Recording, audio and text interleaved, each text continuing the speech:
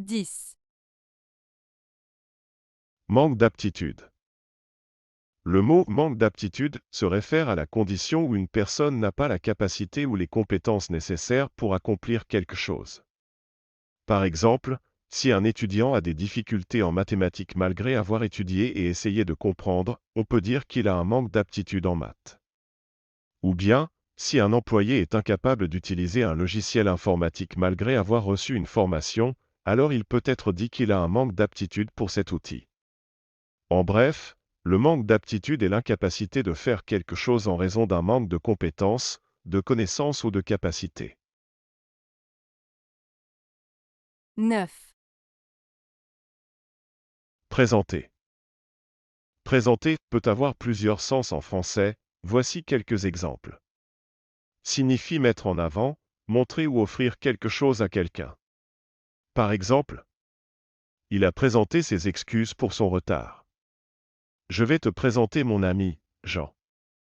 Le chef de service va présenter son projet en réunion. Signifie également se faire connaître ou se montrer quelque part. Par exemple, le candidat présentait tous les jours son programme sur les marchés. Les artistes se présentent sur scène dans 1 heure. Signifie encore s'introduire et se faire connaître auprès d'une autorité ou d'une personne importante.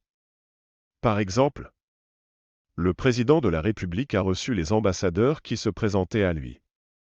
J'ai dû me présenter à la douane pour entrer dans le pays. Peut également signifier se comporter de manière spécifique ou avoir une caractéristique particulière. Par exemple, il se présentait comme un homme franc et sincère. Le chat se présentait avec ses poils longs et noirs. 8, Empirique.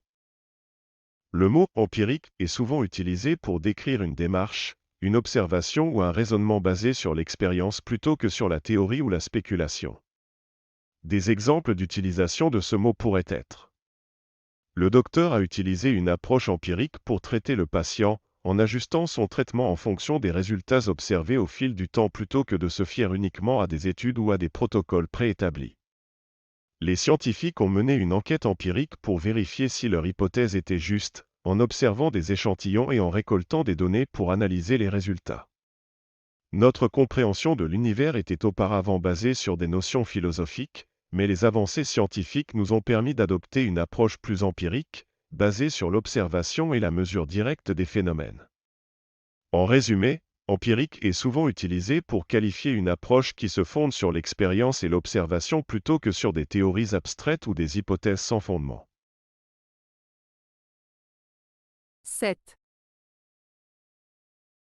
Chambre. Le mot chambre peut avoir plusieurs significations en fonction du contexte. Voici quelques exemples. 1. Une pièce dans une maison ou un appartement où l'on dort, je passe la plupart de mon temps dans ma chambre à lire des livres. 2. Une pièce dans un bâtiment où les invités peuvent passer la nuit, nous avons réservé une chambre dans un hôtel pour notre voyage d'affaires. 3. Une pièce où se déroulent des réunions ou des délibérations, les membres du conseil municipal se sont réunis dans la chambre municipale pour discuter du budget de la ville. 4. Dans certaines expressions comme « être sous la chambre », cela signifie être sous l'influence de l'alcool ou de la drogue. 5. En musique, la chambre peut désigner une formation instrumentale de 2 à 10 musiciens qui se produisent dans un espace intime et raffiné. 6, Tournure de phrase. La tournure de phrase fait référence à la manière dont les mots sont arrangés dans une phrase pour exprimer une idée.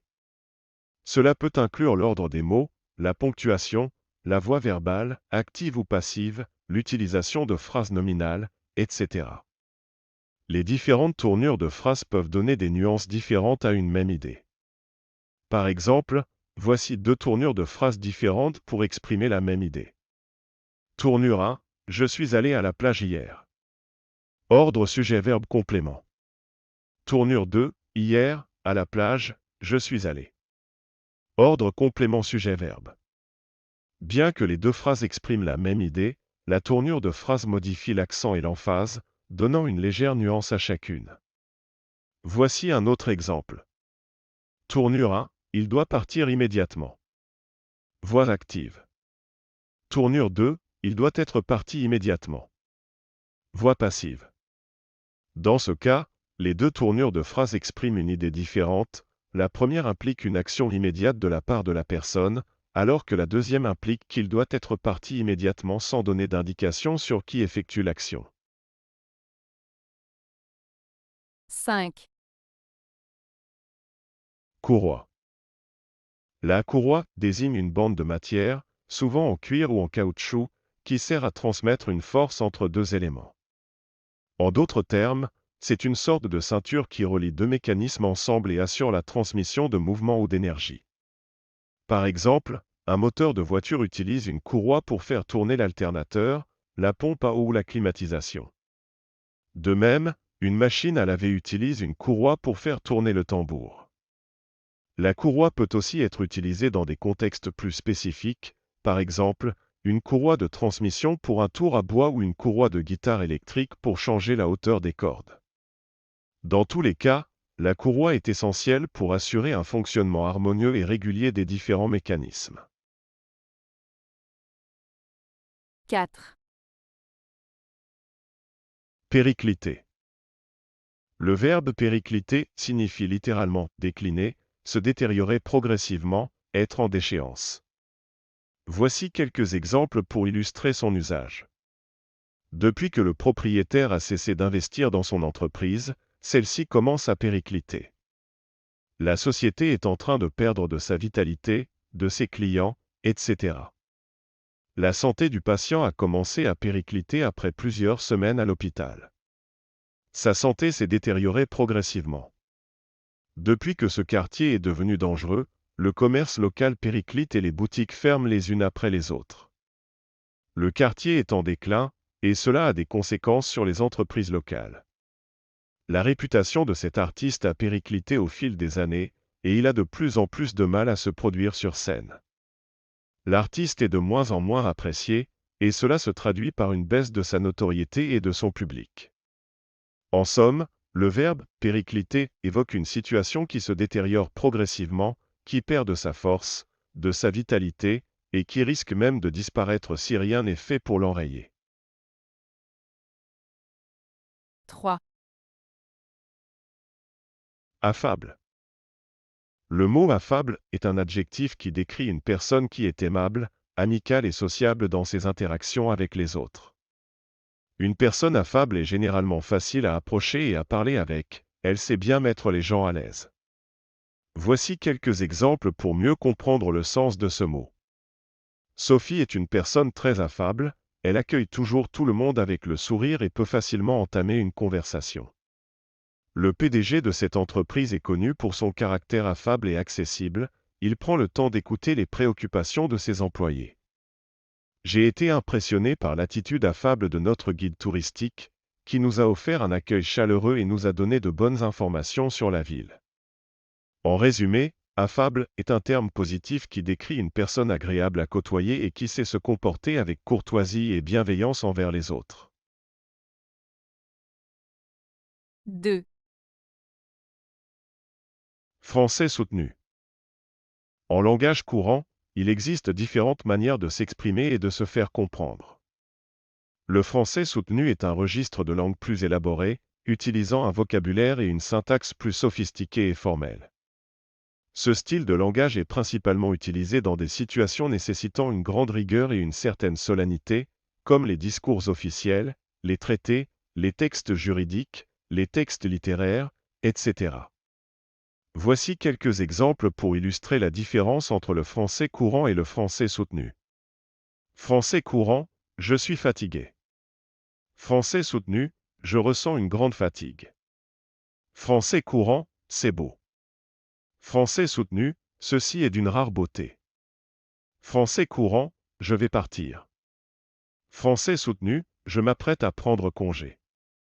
Français courant, je peux le faire. Français soutenu, je suis à même de m'acquitter de cette tâche. Français courant, je suis satisfait.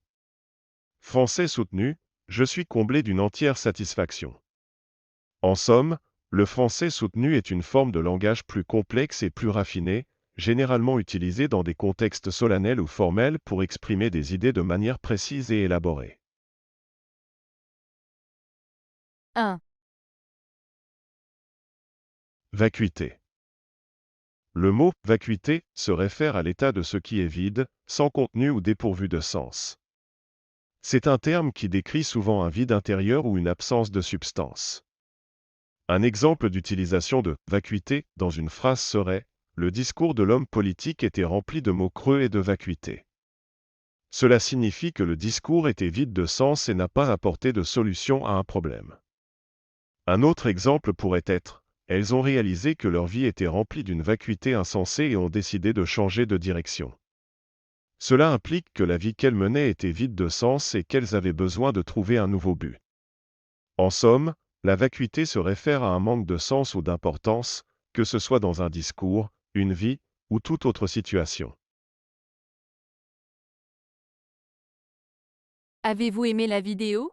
Si oui, mettez un pouce vers le haut. Cela aidera la chaîne et aidera les autres à la trouver. Nous ajoutons plusieurs nouvelles vidéos quotidiennement. Abonnez-vous pour ne rien manquer.